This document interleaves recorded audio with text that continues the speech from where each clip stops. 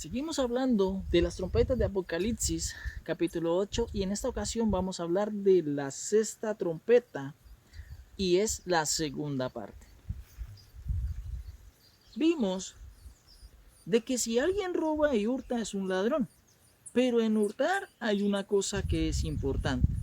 El que hurta es sagaz y no se lleva todo de una vez, sino se va llevando de a poco, cada vez, y a veces no se dan cuenta.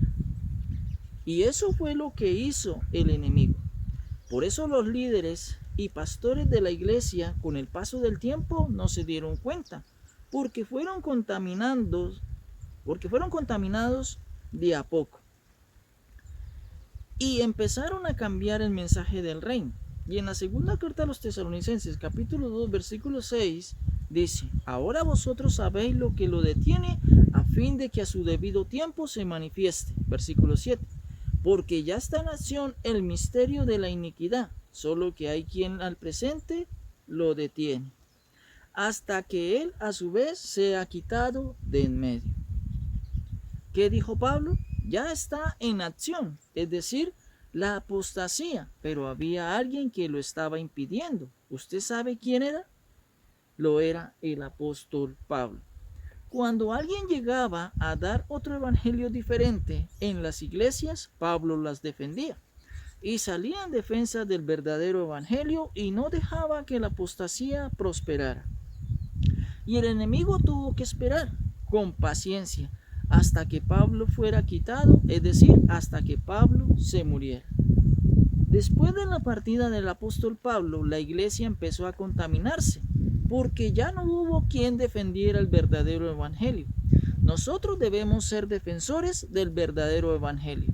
El problema es que nos acobardamos, y Pablo sí mantenía a raya, como en los Gálatas les decía: no hagan esto en aquellos que querían vender falsos mensajes. Pablo dice de que lamentablemente él iba a ser quitado. Y cuando fuese quitado vendrían los falsos profetas y los falsos maestros. Entrarían en las iglesias y la contaminarían con la apostasía. Pablo lo dice con tristeza en el libro de los Hechos, capítulo 20, versículo 29. Porque yo sé que después de mi partida entrarán en medio de nosotros lobos rapaces que no perdonarán al rebaño. Versículo 30. Y de vosotros mismos se levantarán hombres que hablen cosas perversas para arrastrar tras sí a los discípulos. Esas palabras Pablo las escribió con el corazón dolido. Así empezó la apostasía. Nació, creció, surgió dentro de la iglesia. ¿Dónde surgió? Dentro de la iglesia, dentro de los mismos predicadores.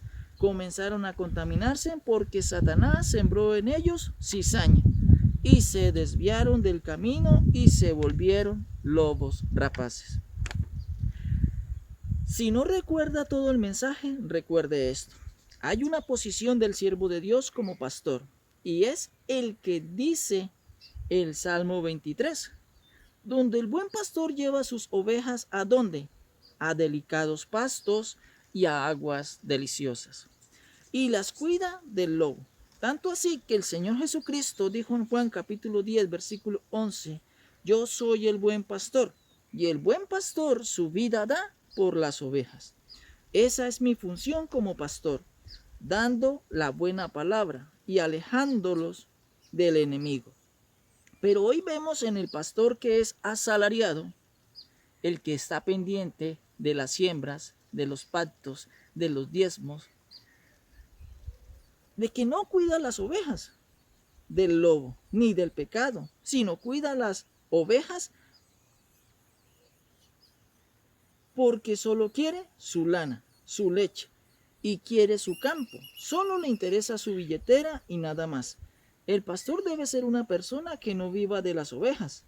Si decide servirle al Señor, lo hará de buena voluntad, gratuitamente, protegiendo a la iglesia, predicando el reino de Dios. La apostasía nace en la iglesia, que son los hombres de Dios, que en un momento se desviaron, y el apóstol Juan lo dice en su primera carta en el capítulo 2, versículo 19. Salieron de nosotros, pero no eran de nosotros. Porque si hubiesen sido de nosotros,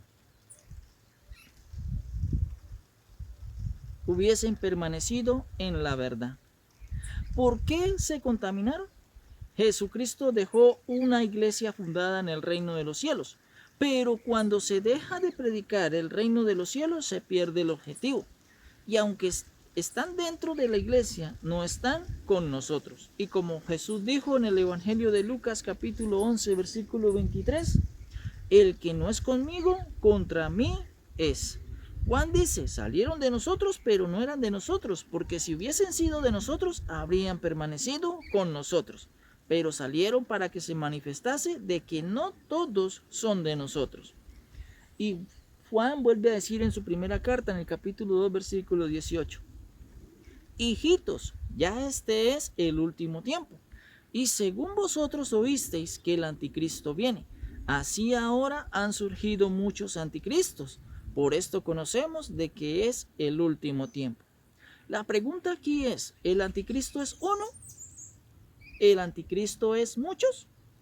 Como apostasía, es una enseñanza equivocada conformada por muchos que la enseñan. Y como doctrina es uno. Vuelvo y le repito.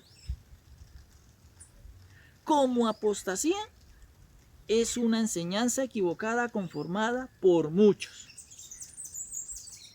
que la enseñan. Y como doctrina es uno, porque está en contra del evangelio del reino de Dios, cambiando el mensaje del arrepentimiento y del juicio venidero por el mensaje de la prosperidad, sanidad y milagros.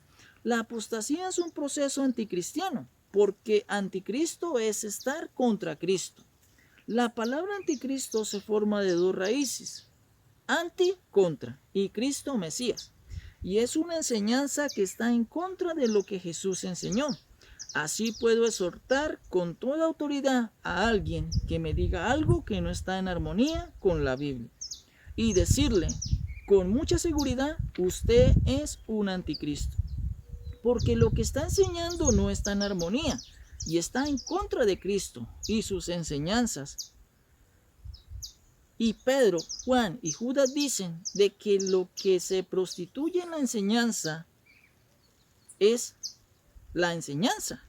Porque si el maestro o los pastores se prostituyen, también se prostituyen y se contamina la enseñanza, mal dirigida. Ahora viene la parte más difícil. ¿Qué propósito tenían los falsos maestros, los falsos pastores, los falsos profetas que buscaban? Sería la pregunta. Y la respuesta es sencilla. Ganancia de dinero. Si yo predico el evangelio, ¿cuál ganancia busco? No económica, sino las arras para alcanzar el reino de los cielos. Esa es mi ganancia. Pero quien lo prostituyó buscaba una ganancia económica. El apóstol Pedro en su segunda carta, en el capítulo 2, versículo 1 al 13, dijo, pero hubo también falsos profetas entre el pueblo, como habrá entre vosotros falsos maestros, que introducirán encubiertamente herejías destructoras y aún negarán al Señor, que los rescató atrayendo sobre sí mismos destrucción repentina. Pedro dice, como en el pueblo de Israel hubieron falsos profetas, también dentro de la iglesia se introducirán falsos maestros con herejías para arrastrar al error a los creyentes.